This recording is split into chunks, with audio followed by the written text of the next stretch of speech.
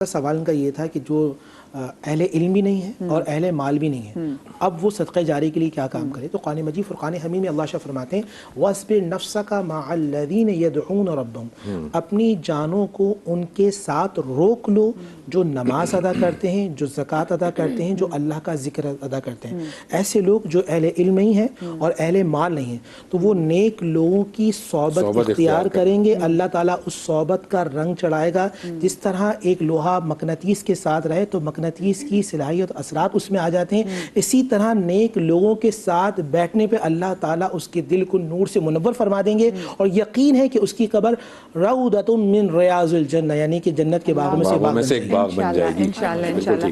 اچھا عائشہ، جیسے لوگ کہتے ہیں کہ اگر آپ کی اچھی اولاد ہو، نیک اولاد ہو، تو ماں باپ کے لیے بہترین صدقہ جاریہ ہوتی ہے، تو وہ اچھا عمل بھی کرے تو ماں باپ کو اس کا اجر ملتا ہے۔ اگر اولاد نافرمان ہو تو کیا وہ زندگی میں اگر کوئی بڑا گناہ کرتا ہے تو کیا اس کا بھی ماں باپ کو جانے کے بعد ان کو اس کا کہیں نہ کہیں گناہ ان کو پہنچتا ہے کیا؟ اعوذ باللہ من الشیطان الرجیم، بسم اللہ الرحمن الرحیم۔ قرآن کریم میں اللہ رب العالمین ارشاد فرماتا ہے انما اموالکم و اولادکم فتنہ۔ اچھا، فتنے سے مراد یہ نہیں ہے، پہلے اللہ نے مال کا ذکر کیا اور پھر اولاد کا ذکر کیا ہے، اس کا ہرگز مطلب یہ نہیں کہ فتنہ ہے۔ فتنے سے مراد یہ ہے کہ یہ آزمائش ہے، اولاد بھی اور آپ کا مال بھی۔ اچھا، مال کے بارے میں آپ سے پوچھا جائے گا کہ آپ نے کس طرح سے اسے استعمال کیا، اور اولاد کے بارے میں آپ سے پوچھا جائے گا کہ آپ نے اس کی تربیت کیسے کی ہے۔ اب ایک شخص نے اگر اچھی تربیت کی ہے اور وہ اچھے طریقے سے اسے جب رخصت ہو رہا تھا تو دیکھا کہ اس نے تربیت میں کوئی کمی نہیں چھوڑی، حلال کھلایا، اسے تربیت میں بھی نہ کمی کی، اس نے مصطفیٰ کریم صلی اللہ علیہ وسلم کی محبت بھی ڈالی، اس میں اہل بیت کی بھی محبت ڈالی، اب یہ دنیا سے رخصت ہو جاتا ہے۔ اب اولاد ایسے کاموں میں مصروف ہو جاتی ہے کہ جو گناہ کا سبب ہے، تو اب اس کا گناہ نہیں ہوگا اسے، ٹھیک ہے، کیونکہ وہ اس نے اپنا جو کام تھا، اپنی جو ذمہ داری تھی وہ اس نے پوری کر دی۔ اب اگر بچہ کوئی گناہ کرتا ہے تو اس کا گناہ ماں باپ کو نہیں ملے گا، کیونکہ اس نے جو اس کی ذمہ داری تھی وہ اس نے مکمل کر دی۔ ہاں، اگر وہ اچھا اس نے کوئی کام کیا جو ماں باپ نے سکھایا ہو۔ جی، اب یہاں پر ایک بات آتی ہے کہ اگر وہ نیک کوئی بات سکھا کے گیا ہے تو اس کا اجر اولاد کو یقینی طور پر ملنا ہے، ملتا ہی ہے، صحیح۔ تو اگر ماں باپ اس دنیا سے چلے جاتے ہیں اور تربیت اچھی کر کے جاتے ہیں تو ٹھیک ہے، اور اگر تربیت اچھی کر کے نہیں جاتے ہیں اور اب یہ گناہوں میں شامل رہا تو پھر اس کا گناہ ماں باپ کو ملے گا۔ یعنی کہ تربیت اولاد جو ہے نا، اتنی زیادہ اسلام میں اس کی اہمیت اور ویلیو ہے، کیونکہ دنیا میں ہمیں کیوں بھیجا گیا؟ تبارک الذی بیدہ الملک وہو علی کل شیء قدیر۔ اللہ نے الذی خلق الموت والحیات لیبلوکم ایکم احسن عملا۔ اللہ ہم سے یہ سوال، ہماری جانوں کو جو پیدا کیا ہے نا، کیوں؟ آزمائش کے لیے، کہ ہم نے کیسے اعمال کیے، اچھے اعمال کیے یا برے اعمال کیے۔ ابھی ایک سوال ہوا کہ بھائی جن کے پاس دولت بھی نہیں ہے، مال بھی نہیں ہے، ایسے ہی لوگ اصحاب جو ہیں رسول کی خدمت میں آئے، کہا یا رسول اللہ صلی اللہ علیہ وسلم ہمارے پاس تو کچھ مال نہیں ہے، یہ جو صدقہ و خیرات کرتے ہیں یہ تو ہم سے بہت نیکیوں میں آگے نکل جائیں گے، ہم کیا کریں؟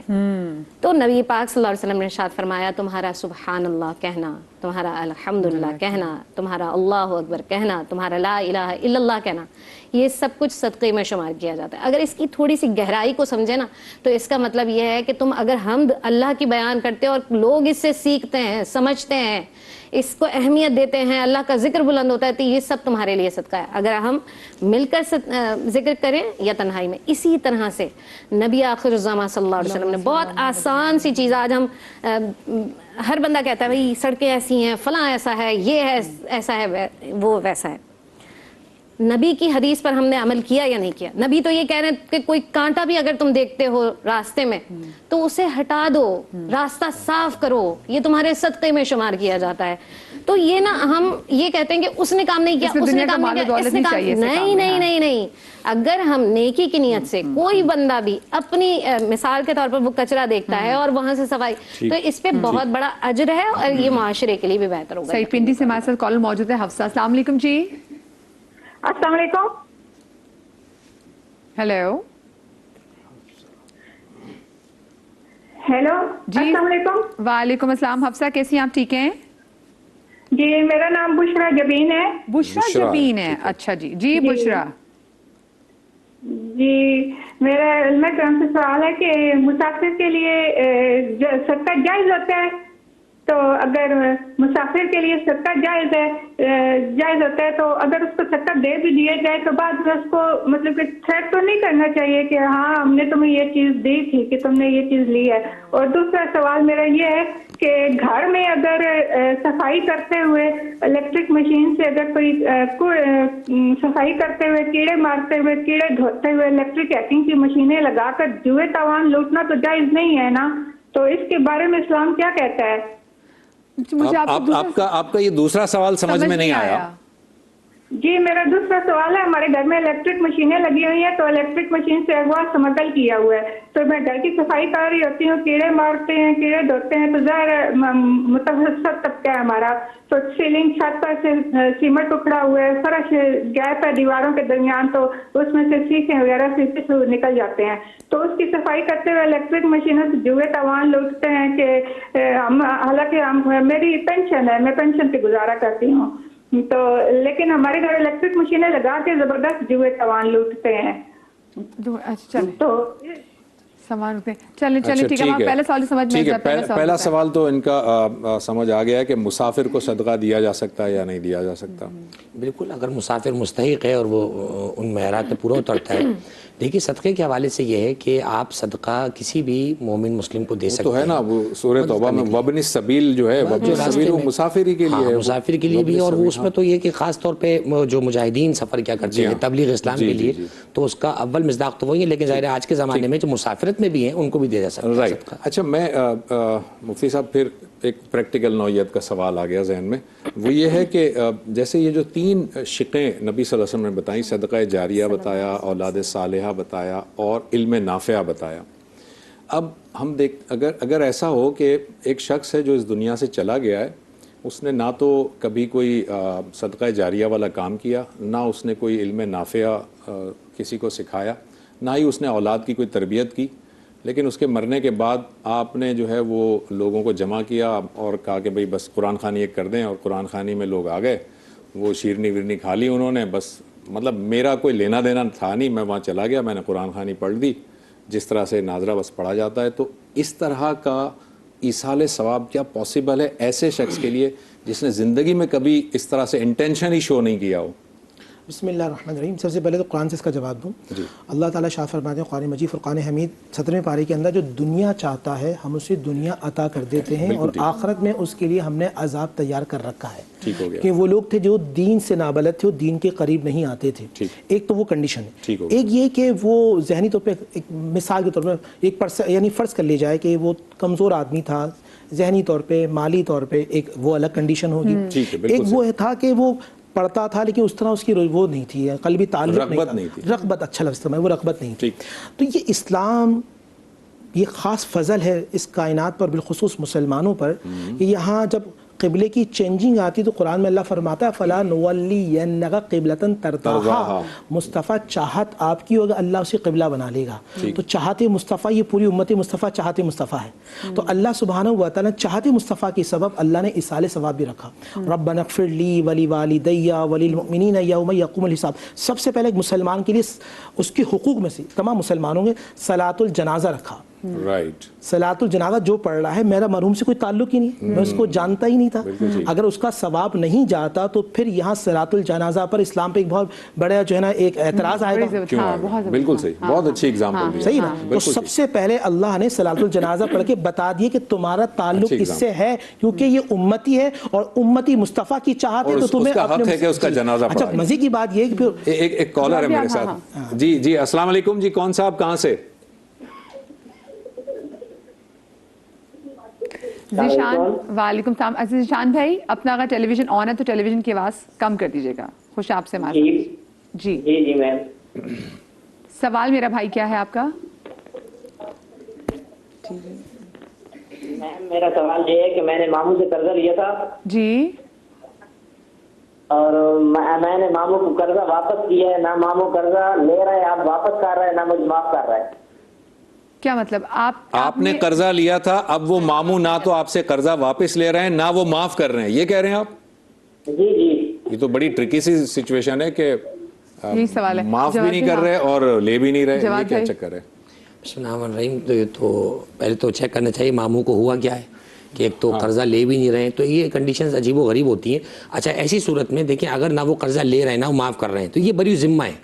انہوں نے اپنا وظیفہ ادا کیا قرضہ چکانے کا، وہ نہیں لے رہے نہ معاف کر رہے ہیں تو ماموں پکڑ جائیں گے. اچھا ایک بات وہ کہہ رہے ہیں کہ اصل میں کیونکہ جو انہوں نے پہلے سوال ٹیم کو ساتھ شیئر کیا، انہوں نے کہا کہ جس ڈیٹ پہ ماموں نے قرضہ واپس مانگا تھا سمہاؤ یہ اس ڈیٹ پہ ان کو نہیں دے سکے تھے.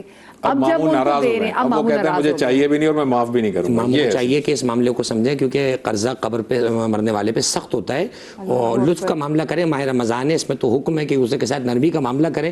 تو آپ کی بہت سی عبادتیں ہیں جو قرضہ آپ کے اوپر چڑھی ہوں گی، آپ جب اللہ سے امید کریں گے تو آپ کو چاہیے کہ آپ کا بھانجا نہ بھی ہوگا، عام مسلمان مومن بھی اگر ہے، اگر ڈیٹ سے اونچا نیچے ہو جائے تو میں سمجھتا ہوں اس میں نرمی کا معاملہ کرنا چاہیے اور قرضہ لے لیں تاکہ اس کے زندگی آخرت کے معاملات آسان ہوں. اگر ماموں غصہ کم کر دیں. قرآن میں فرماتا ہے وَإِن خِفْتُمْ شِقَاقَ بَيْنِهِمَا فَبَعْثُوا حَكَمًا مِنْ أَهْلِهِ وَحَكَمًا مِنْ أَهْلِهَا. کچھ سمجھدار لوگ یہاں سے آ جائیں کچھ یہاں آ جائیں، اللہ تعالیٰ دونوں میں محبت ڈال دے گا اور یہ جو نفرت کا رشتہ ہے یہ دوبارہ محبت میں بدل جائے گا. بس آخری بات جو سوال کیا تھا حضرت نے، ربنا اغفر لی ولوالدی وللمؤمنین، تمام کائنات میں مومنین سب کے لیے میں جانتا ہوں یا نہیں جانتا. ہاں یہ کہ میں جن سے محبت کرتا ہوں، اب یہاں بھی ایک مثال کر دوں، میں جن علماء سے محبت کرتا ہوں، جن اہل بیت اطہار سے محبت کرتا ہوں، جن صحابہ کرام سے محبت کرتا ہوں، میں ان سے ملا نہیں ہوں مگر میں ان سے محبت کرتا ہوں، ان کے لیے آج بھی پڑھ پڑھ کے بخشتا ہوں. تو ان کو ضرورت نہیں ہے، ان کے درجات تو بلند ہو رہے ہیں مگر کل قیامت میں ان کے ساتھ اٹھایا جاؤں گا. لیکن ائمہ کرام کا یہ بھی تو قول ہے نا کہ اگر قرضے کا جو وقت تھا اس پہ اگر نہیں دے سکے قرضہ تو جیسے جیسے دن بڑھتے جائیں گے اسی دن کا آپ کو اجر ملتا رہے گا جس نے قرضہ دیا تھا اور وہ جو انتظار کرانے کا.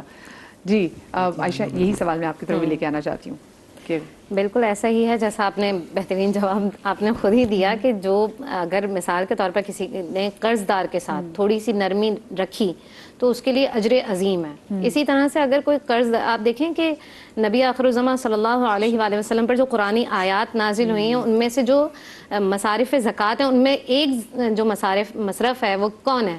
وہ وہی ہے جو قرض دار ہے جس کے اوپر قرض ہے. تو میں یہ سمجھتی ہوں بحیثیت انسان اگر دنیا میں ہم کسی کی ایک الجھن کو دور کرتے ہیں، یہ حدیث پاک کا مفہوم ہے کہ دنیا میں کوئی کسی کی ایک الجھن کو دور کرے گا، آخرت میں اللہ قیامت کی 70 سے زائد اس کی الجھنوں کو پریشانیوں کو دور فرمائے گا.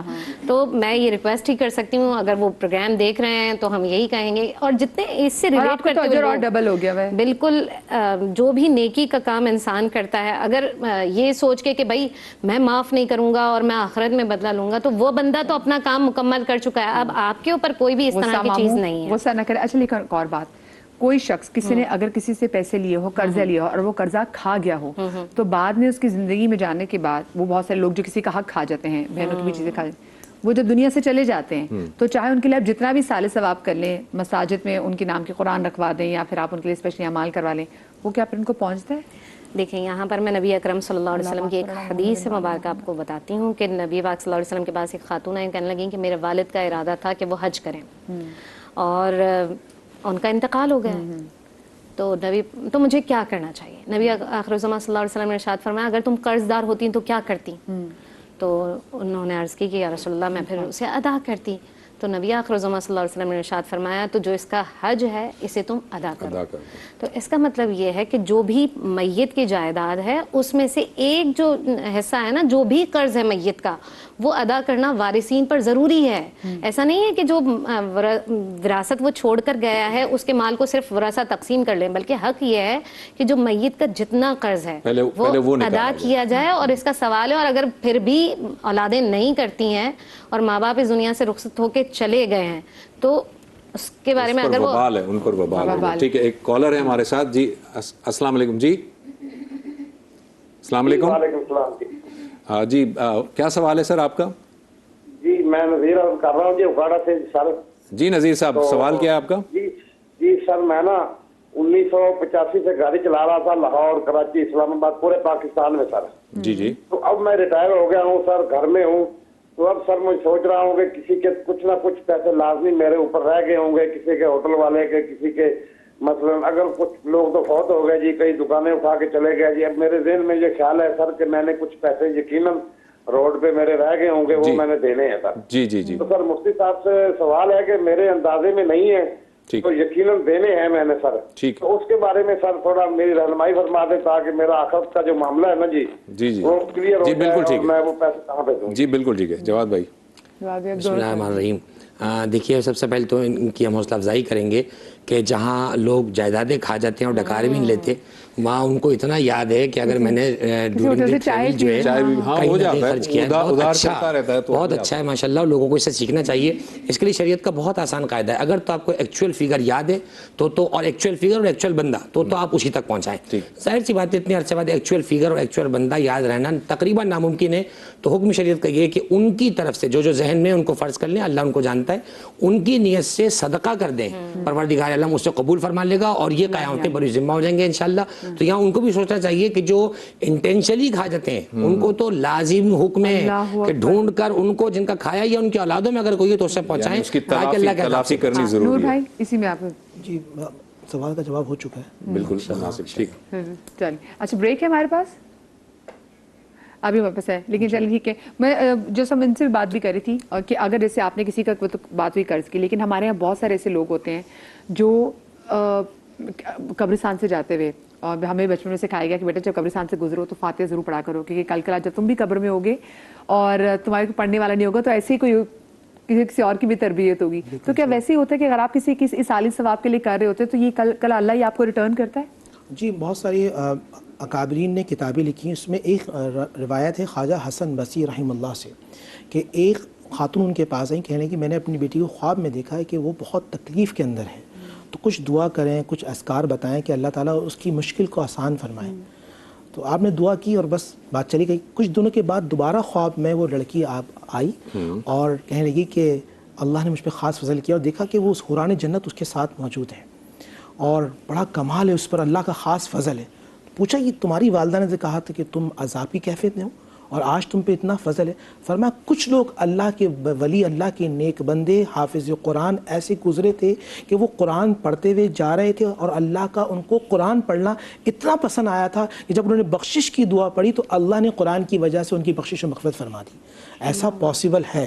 جبھی ہم مسلمانوں کو حکم دیا گیا کہ جب آپ جائیں تو السلام علیکم یا اہل القبور کہیں اور اہل قبور کے لیے آپ مغفرت کی دعا کریں, تاکہ جب آپ زمین کے اندر جائیں تو اللہ تعالیٰ یہاں ریٹرن دیتا ہے. جس طرح بات کی تھی شروع میں, اکاؤنٹ چلتا رہتا ہے, آپ کی نیکیوں کا اکاؤنٹ چل رہا ہوگا, آپ چھوڑ کر جائیں گے اللہ کسی اور کو لگا دے گا, آپ قبر میں جائیں گے نیکیوں کی کرنسی آتی رہے گی اور وہ نیکی کی کرنسی آپ کے لیے بروز حشر تک جائے گی. جب ہم کسی کو اس حالت سے آپ کچھ کرتے ہیں, قبرستان جاتے ہیں, کسی کے لیے پڑھتے ہیں, چاہے فاتحہ پڑھے چاہے یاسین پڑھے, تو وہ جو مردہ ہوتا ہے اس کو پتا ہوتا ہے کہ کون یہ گفٹ بھیج رہا ہے؟ بہت اچھا سوال. نبی علیہ الصلوۃ والسلام فرمایا ینتظر الدعوہ, لفظ حدیث کے ینتظر الدعوہ, کہ جس طرح قبر میں جیسے دریا میں کوئی ڈوبتا ہے تو وہ انتظار کرتا, اسی طرح قبر والا دعا کا انتظار کرتا ہے. اور بالخصوص جیسے آج جمعے کا دن ہے, کوئی اپنا بیٹا یا بیٹی دعا سورہ یاسین پڑھتی ہے, بخشش کی دعا پڑھتی ہے, تو والدین قبر کے اندر بھی ایسی رحمت ہے کہ جو پڑھ رہا ہوتا ہے اللہ تعالیٰ پڑھنے والے کی بخشش فرما دیتا ہے. اور کل قیامت کے دن کچھ لوگ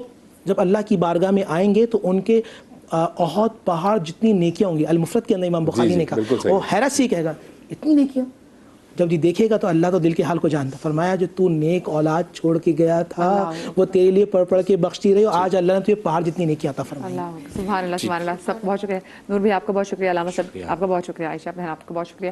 چھوٹی سی ہم بریک لے لیجیے, بریک کے بعد حاضر ہوتے ہیں. تمہارا سیگمنٹ ہوگا افطار کا سما, کہیں مت جائیے گا.